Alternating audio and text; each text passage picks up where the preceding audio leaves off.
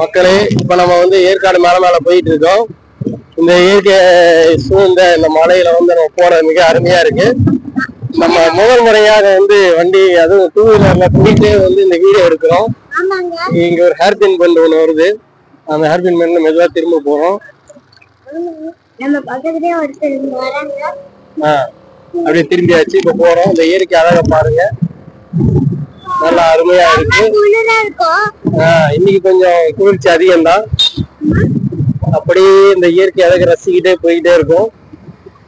இதனால் வரை நம்ம மைக் எல்லாம் பேசிட்டு இருந்தோம். முதல் முறையாக மைக் கூட உங்களுக்கு பேசுகிறோம்.